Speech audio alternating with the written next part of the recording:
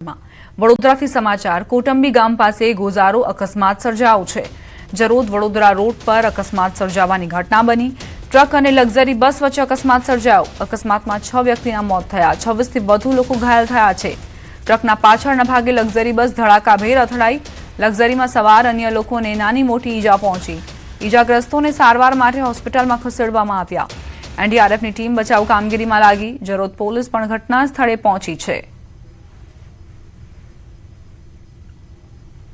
વડોદરામાં કોટંબી ગામ પાસે ગોઝારા અકસ્માતની આ ઘટના બની છે કે જ્યાં ટ્રક અને લક્ઝરી બસ વચ્ચે ભીષણ અકસ્માત સર્જાયો। 6 વ્યક્તિના મોત નિપજ્યા છે, 26 વ્યક્તિ ઘાયલ થયાના સમાચાર છે।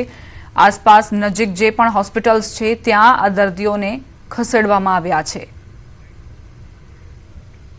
અહીંયા અમે જોયું તો ઓછામાં ઓછા વડોદરા ફાયર બ્રિગેડ, એનડીઆરએફની ટીમ, વડોદરા ફાયર બ્રિગેડની ટીમ, એની સાથે અમે ઓછામાં ઓછી આશરે 25 જણને રેસ્ક્યુ કરેલ છે।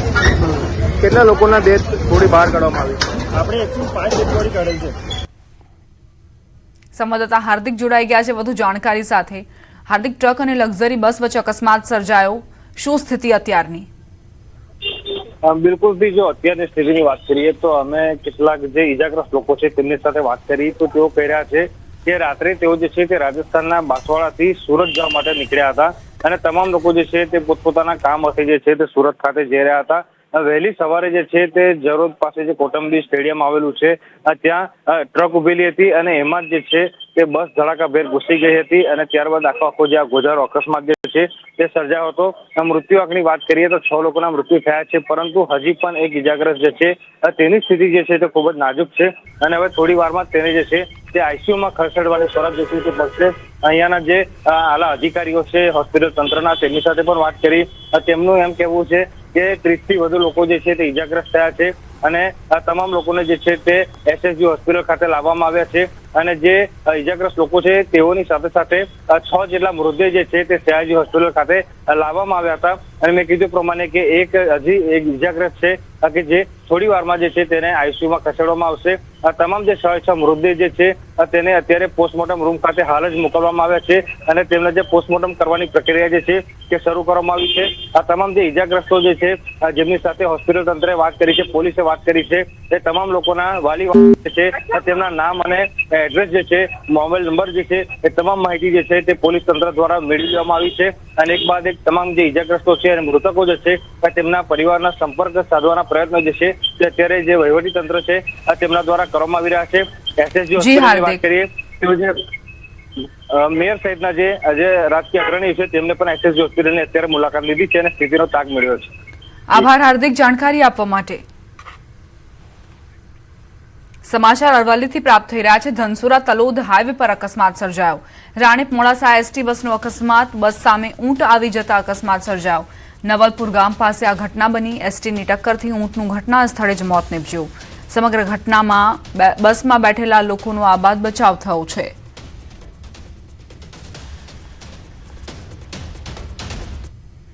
રાજકોટથી સમાચાર ગોંડલમાં આજે યોજાશે ખેડૂતોનું સંમેલન। અક્ષર મંદિર ખાતે ખેડૂતોનું સંમેલન યોજાશે। મોટી સંખ્યામાં ખેડૂતો ઉપસ્થિત રહેશે। પ્રાકૃતિક ખેતી અંગે ખેડૂતોને માહિતગાર કરાશે। ભાજપ પ્રમુખ જગદીશ વિશ્વકર્મા હાજર રહેશે। કૃષિ મંત્રી જીતુ વાઘાણી કાર્યક્રમમાં ઉપસ્થિત રહી શકે છે। સંગઠન મહામંત્રી અનિરુદ્ધ દવે, પ્રશાંત કોરાટ હાજર રહેશે।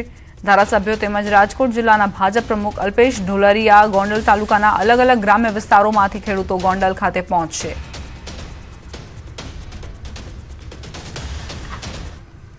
ટ્રાફિક નિયમો તોડશો તો ગુમાવશો ડ્રાઇવિંગ લાયસન્સ। ટ્રાફિક નિયમ ભંગ કરનારા સાવધાન, 5 થી વધુ ચલણ પર લાયસન્સ સસ્પેન્ડ થશે। કેન્દ્રીય મોટર વાહન નિયમોમાં મહત્વપૂર્ણ સુધારા। એક જ વર્ષમાં 5 કે તેથી વધુ વખત ચલણ ધરાવતા ચાલકો સાવધાન। 5 થી વધુ ચલણ હશે તો વાહન ચાલકનું ડ્રાઇવિંગ લાયસન્સ તાત્કાલિક ધોરણે સસ્પેન્ડ થશે। ઈ ચલણ સામે રજૂઆત કે ફરિયાદ માટે 45 દિવસની સમય મર્યાદા છે। 45 દિવસમાં કોઈ વાંધો રજૂ નહીં થાય તો ચલણ આપોઆપ સ્વીકૃત ગણાશે। સમયસર ચલણ નહીં ભરાય તો વાહન પોર્ટલ પર વાહન બ્લોક કરી દેવાશે। ટ્રાફિક નિયમોનું ચુસ્તપણે પાલન કરવા અપીલ। બાકી ચલણ સમયસર ભરી દેવા પણ રાજ્ય સરકારે અનુરોધ કર્યો છે। ગાંધીનગરથી સમાચાર, શાળાની હોસ્ટેલમાં વિદ્યાર્થીનું શોષણ। સેક્ટર 25માં શાળાની હોસ્ટેલમાં શરમજનક ઘટનાનો વિડીયો વાયરલ થયો છે. વિદ્યાર્થીના શોષણનો વિડીયો સામે આવતા ખળભળાટ મચ્યો. નામાંકિત સ્કૂલના આચાર્યના પુત્ર પર શારીરિક શોષણનો આરોપ છે. સગીર વિદ્યાર્થીને હવસનો શિકાર બનાવતો નજરે પડ્યો. હોસ્ટેલમાં રહી અભ્યાસ કરતા સગીરને બ્લેકમેલ કર્યાનો આરોપ. પોલીસ સ્ટેશનમાં આચાર્યના પુત્ર વિરુદ્ધ ગુનો દાખલ કરાયો છે.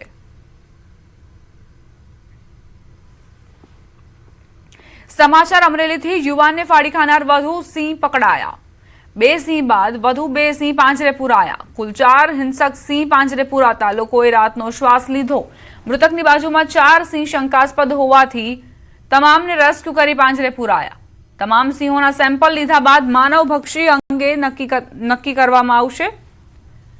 એસીએફ વિરલસિંહ ચાવડાની ટીમનું સૌથી મોટું મેગા ઓપરેશન સફળ રહ્યું. અમરેલી રાજુલા તાલુકાના કોવાયા ગામમાં સિંહો દ્વારા યુવકને ફાડી શિકાર કરાયો હતો. બનાસકાંઠાના પાલનપુર શહેરમાં ગુંડાઓ બેફામ બન્યા છે. ગુરુ પ્લાઝા બિલ્ડિંગમાં બોલી ગઈ બાકાઝીકી. 9 શખ્સો વચ્ચે જાહેરમાં ધીંગાણું થયું. ખુરશીઓ અને ટેબલો ઉછળ્યા હતા અને જાહેરમાં ધમાલથી વેપારીઓમાં ફફડાટ ફેલાયો હતો. પાલનપુરની આ ઘટના જુઓ. સીસીટીવી ફૂટેજમાં જોઈ શકાય છે કે કઈ રીતે જાહેરમાં ધમાલ થઈ. એકબીજાને માર મારતા પણ નજરે પડ્યા. બનાસકાંઠાના પાલનપુર શહેરમાં અસામાજિક તત્વો આ રીતે બેફામ બન્યા છે. ગુરુ પ્લાઝા બિલ્ડિંગની આ ઘટના છે. 9 શખ્સો વચ્ચે ધીંગાણું સર્જાયું હતું. એકબીજાને માર મારતા નજરે પડ્યા હતા. ખુરશીઓ અને ટેબલો પણ ઉછાળ્યા હતા. અંકલેશ્વર શહેરની સદભાવના સોસાયટી નજીક નગરપાલિકાની ડોર ટુ ડોર કચરો એકત્રિત કરતી વાનમાં અચાનક આગ લાગી. આગ લાગતા આસપાસના વિસ્તારમાં અફરાતફરીનો માહોલ સર્જાયો અને લોકોના ટોળા સ્થળ પર એકત્ર થયા હતા. ઘટનાની જાણ થતાં ફાયર બ્રિગેડની ટીમ તાત્કાલિક સ્થળ પર પહોંચી આગ પર કાબુ મેળવવાની કામગીરી હાથ ધરી હતી.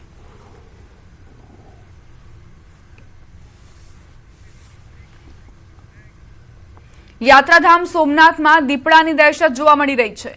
સોમનાથ મંદિરના મુખ્ય પાર્કિંગ નજીક દીપડો દેખાયો. નજીકની સોમનાથ સોસાયટીમાં પણ દીપડાના આટા ફેરા. છેલ્લા ઘણા સમયથી સોમનાથ મંદિર આસપાસના વિસ્તારમાં દીપડાનો વસવાટ છે. સ્થાનિકો અને યાત્રિકોમાં ભયનો માહોલ ફેલાયો છે. સ્થાનિકો માંગ કરી રહ્યા છે કે ઝડપથી આ જે દીપડો છે તેને પાંજરે પૂરવામાં આવે. ભયનો માહોલ. સોમનાથમાં આવતા યાત્રિકો પર તોડાતું જોખમ. દીપડાને સત્વરે પાંજરે પૂરવા માંગ. 4 પગના આતંકે ફરી ઉપાડો લીધો છે. અમરેલીમાંથી સામે આવ્યો છે આદમખોરનો આતંક. એક યુવકને સિંહણે ફાડી ખાધો. અમરેલીમાં જંગલી પશુઓના આતંકના કિસ્સા સતત વધી રહ્યા છે, જેના કારણે લોકોમાં ફફડાટ ફેલાયો છે.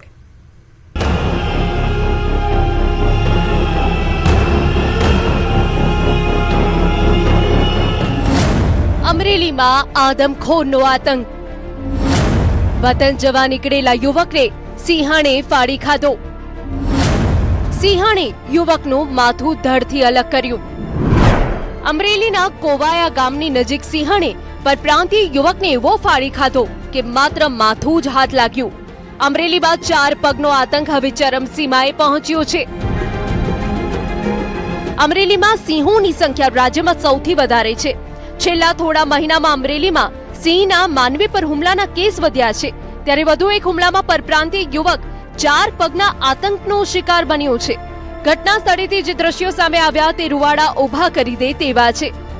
ઘટનાની ભયાનકતાનો અંદાજ એ વાત પરથી લગાવી શકાય છે કે સિંહણના હુમલાનો ભોગ બનેલા યુવકની માત્ર ખોપડી અને શરીરના કેટલાક અવશેષો જ મળી આવ્યા હતા, જેને જોઈને સ્થાનિક અને અધિકારીઓ પણ સ્તબ્ધ થઈ ગયા. મૃતક યુવક પ્રકાશચંદ્ર કોવાયાની ચાહત રેસ્ટોરન્ટમાં કામ કરતો હતો. રાત્રિના આશરે 1 વાગ્યાની આસપાસ યુવક પોતાના વતન ઉત્તરાખંડ જવા માટે હોટલથી નીકળ્યો હતો. મોડી રાત્રે રોડ સાઈડમાં ઉભેલા યુવક પર સિંહણે અચાનક જ હુમલો કરીને મોતને ઘાટ ઉતારી દીધો. આ ઘટનાને લઈ વન વિભાગ અને પોલીસનો કાફલો તાત્કાલિક ઘટનાસ્થળ પર દોડી ગયો. સ્થાનિકોમાં ભારે આક્રોશ જોવા મળી રહ્યો છે, કારણ કે છેલ્લા માત્ર 5 જ દિવસમાં સિંહના હુમલાની આ બીજી ઘટના છે, જેમાં 2 માનવ જિંદગીઓ સિંહોના શિકારમાં હોમાઈ ગઈ છે. કોવાયા અને આસપાસના સીમ વિસ્તારમાં સિંહની અવરજવર વધુ હોવાથી શ્રમિકો અને ગ્રામજનો પોતાના જીવને લઈને ભયના ઓથાર હેઠળ જીવી રહ્યા છે. આ જે બનાવ બન્યો છે એ 3 થી 3:30 ગાળાની અંદર બન્યો છે નાઇટની અંદર. અને જે આ યુવક હતો પરપ્રાંતીય યુવક છે અને એને જે આ ઘટના ઘટી છે અથવા તો કાંઈ મતલબ બનાવ બન્યો છે એ બનાવમાં અનુસંધાનમાં 3 થી 4 જનાવર હોવાનું મનાઈ આવે છે. અને આ જનાવર આ માણસ જે અહીં બેઠો હતો એ માણસને ખેંચી અને સામેની સાઈડ લઈ ગયો છે અને ત્યાં બધું આખું મતલબ એમ કહે ને કે ભાઈ માથા સિવાય કાંઈ વધવા નથી દીધું. આખું એવી મારણની ઘટના ઘટી છે કે આ બનાવ હું માનું ત્યાં સુધી આ 3જી વખત બન્યો છે. તો આનું પુનરાવર્તન હવે પછી ન થાય એવું મારું માનવું છે. અને આગળના ટાઈમની અંદર હું માનું ત્યાં સુધી સરકારશ્રીને હતે વિનંતી કરું છું કે ભાઈ આના પરિવારને જે કાંઈ ઘટના ઘટે છે એ બધાના પરિવારને વળતર મળવું જોઈએ. સ્થાનિક લોકોમાં ફેલાયેલા રોષ અને ભયને શાંત કરવા તેમજ નરભક્ષી બનેલા સિંહને ઝડપી લેવા માટે વનતંત્ર દ્વારા યુદ્ધના ધોરણે આયોજન કરવામાં આવ્યું હતું. યુવકના કરુણ મોત બાદ વન વિભાગ તાત્કાલિક એક્શન મોડમાં આવ્યું હતું. ઘટનાની ગંભીરતાને જોતા ડીસીએફ ચિરાગ અમીને તાત્કાલિક વન્ય પ્રાણીઓ પકડવા આદેશ આપ્યો. જેને પગલે પાલીતાણા શેત્રુંજી ડિવિઝનના એસીએફ વિરલસિંહ ચાવડા અને આરએફઓ સહિતનો વન વિભાગનો કાફલો ઘટના સ્થળ પર તૈનાત કરી દેવામાં આવ્યો. વન વિભાગની સખત મહેનત બાદ ગણતરીના કલાકોમાં જ એક સિંહણને ટ્રેન્ક્યુલાઇઝ કરી પાંજરે પૂરવામાં મોટી સફળતા મળી છે. આ વિસ્તારમાં સિંહોની અવરજવર સામાન્ય હોવા છતાં આ પ્રકારનો ઘાતકી હુમલો થતા વન વિભાગની ચિંતામાં મોટો વધારો થયો છે. આ ઘટના થયા બાદ હું ગામ લોકોને અથવા નાગરિકોને ખાસ એક અપીલ કરવા માંગીશ કે રાજુલા જાફરાબાદનો વિસ્તાર છે જે વન્યપ્રાણી સિંહનો અવરજવરવાળો વિસ્તાર છે. પીપાવાવ પોર્ટમાં પણ અવરજવર થતી હોય છે. સાથે સાથે માનવ વસાહત પણ એટલી જ છે. બહારથી આવતા પરપ્રાંતીય માણસો પણ એટલા છે. તો જ્યારે પણ આવી કોઈ અવરજવર જોવા મળે છે, ઓડ ટાઈમે અવરજવર જોવા મળે છે, તો અમારો એક ટોલ ફ્રી નંબર છે 1926. એના ઉપર જો જાણ કરશો તો વન વિભાગની સ્થાનિક ટીમ તાત્કાલિક સ્થળ ઉપર પહોંચી જશે, જેનાથી આવું માનવ વન્ય પ્રાણીના ઘર્ષણવાળી કોઈ પણ ઘટના આપણે નિવારી શકીએ. કેમ કે જેટલા આપણે જાગૃત હશું તેટલી જ આવી ઘટનાઓ નિવારી શકીશું. ઉપરાંત યુવાધન કે જેમને થોડો સિંહ જોવાનો ઘણી વખત ચાર્મ હોય અને એના લીધે પણ એ આવેશમાં આવીને ઘણી વખત નજીક જતા રહેતા હોય છે રેવન્યુ વિસ્તારમાં, ત્યારે પણ આવી ઘટના બનવાના ચાન્સીસ વધી જતા હોય છે. વન્ય પ્રાણીઓના હુમલાની આશંકા. અમરેલીના સાવરકુંડલાના